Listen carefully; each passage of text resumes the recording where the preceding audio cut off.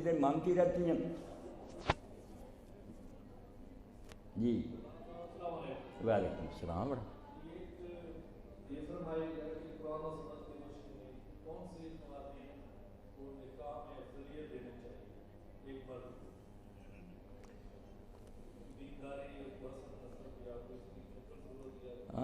بہت اچھی بات آپ نے پوچھی.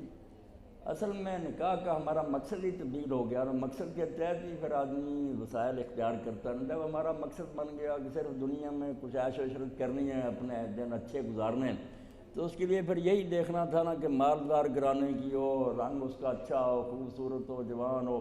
یہ چیزیں جو ہیں یہ اہم ہوگی. اگر ذہن میں یہ بات ہوتی کہ اصل میں نکاح کا ادارہ ذہن سے ضرور یہ ایسے ہے جیسے کسی ہم مسجد یا مدرسے کی بنیاد رکھیں. یہ ایک ایسا سیل بنا رہے ہیں معاشرے کا کہ یہاں دیندار نسل پیدا ہو، تاکہ یہ امت کا تسلسل جاری رہے. میرے بعد بھی اللہ کے دین کا جھنڈا اٹھائے ہوئے میری اولاد جو ہے رہے. یہ جب پیش نظر ہے تو خود بخود ہی پھر نقطہ نظر تبدیل ہو جاتا. پھر تو آدمی نہ خوبصورت دیکھے گا نہ مالدار دیکھے گا، بلکہ وہ ابن ماجہ شریف میں آتا ہے رسول کریم علیہ السلام نے فرمایا عورتوں سے نکاح ان کے حسن کی وجہ سے نہ کرو، یہ حسن ہی ہو سکتا انہیں بگاڑ دے. بدماشی کی راہ اختیار کرے. نہ مال کی وجہ سے کرو، ہو سکتا ہے مالدار گھرانے کی ہونے کی وجہ سے وہ سرکش ہو جائے، تمہاری پرواہ کوئی نہ کرے. ولیکن تزوجوہن لدین، دین تلاش کرو. اور اس کے لیے آپ نے فرمایا امۃ سودا خرما، اگر کوئی کالی کلوٹی لونڈی بھی ہے نا، آزاد خاندانی نہیں، اس کی ناک بھی چری ہوئی ہے مگر ذات و دین ہے، دین والی، وہ بہتر ہے.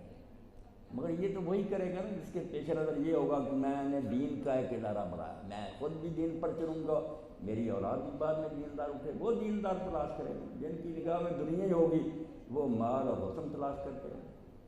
یہی بات آپ نے ایک دوسری حدیث میں فرمائی کہ 4 معیار ہیں لوگوں کے پاس، یا مال یا جمال یا حسب. خاندان دیکھتے ہیں، مال دیکھتے ہیں، حسن. فرمایا چھوڑو، علیکا بذات الدین، تم چوتھی چیز اختیار کرو کہ دیندار بچی تلاش کرو. اب دیندار بچیوں کا حال کیا ہوتا؟ دیوبند کے وہ محتمم چہلہ رحمۃ اللہ قاری محمد طیب رحمۃ اللہ علیہ، انہوں نے اپنی ایک تقریر میں فرمایا کہ کابل کا امیر تھا، افغانستان کا نا حکمران تھا دوست محمد. اس کا بچہ تو جوان ہوا، ولی عہد اس نے مقرر کیا تھا کہ میرے بعد یہ حکمران ہوگا. ایک جگہ کچھ بغاوت ہوگی، اس نے وہاں اس کو بھیجا. ایجنسیوں نے اطلاع دی کہ وہ شکست کھا گیا اور لوٹ رہا، دشمن بھی پیچھے آ رہا. بادشاہ کو بڑا غم، ایک تو شکست ہو گئی، پھر وہ دشمن بھی پیچھے آ رہا. اس نے اس کی والدہ کو جا کر بتایا کہ وہ لڑکا تو ہار گیا. اس نے کہا نہیں بادشاہ، یہ کبھی نہیں ہو سکتا، یہ اطلاع غلط. اس نے کہا سارے میرے مخبر بتا رہے ہیں، تو کہتی غلط. اس نے کہا غلط. بعد میں واقعی غلط ثابت ہوئی، ہارا نہیں تھا، جھٹا. اس نے اپنی بیوی سے پوچھا کہ تم نے کیسے میری اطلاع کو جھٹلا دیا؟ وہ ایجنسیوں نے جب بتایا تو کہا غلط. اس نے کہا اس لیے کہ جب یہ بچہ میرے پیٹ میں آیا نا، میں نے اپنے اللہ سے عہد کیا کہ سرکاری خزانے میں ہر طرح کی آمدنی آ کے میں حرام کا لقمہ نہیں کھاؤں، جب تک میرے پیٹ میں رہ گا نا حلال کھاؤں. اور جب یہ پیدا ہوا میں نے تہیہ کر لیا کہ وضو کر کے اس کو دودھ پلاؤں. ایسے ہی میں کرتی رہی. اس لیے میں یہ سوچ بھی نہیں سکتی تھی کہ اس طرح جس بچے نے پرورش پائی ہے اس کے اخلاق ایسے رزیلا، ایسے کمینہ نکلے گا کہ میدان جنگ سے وہ بھگوڑا بن جائے گا. نہیں، وہ شہید ہو سکتا ہے، شکست کھا کر لوٹ نہیں سکتا. تو بات بھی یہی ہے. سلطان محمود غزنوی رحمۃ اللہ علیہ نے ہندوستان پر حملہ کیا، واپس گیا، ایک بیوہ کا بچہ تھا، شہید ہو گیا. اس بیوہ نے ساتھیوں سے پوچھا، انہوں نے کہا ماں وہ میدان جنگ سے مفرور ہو گیا تھا، پیچھے سے اس کے تیر اور نیزے لگے، وہ مر گیا. ماں بہت روئی. اس نے کہا شہادت کا کوئی صدمہ نہیں تھا، مگر یہ تو بہت برا ہوا کہ میرے بچے نے میرا دودھ حرام کر دیا. اس نے پیٹھ کیوں پھیری، سینہ تان کر رہتا.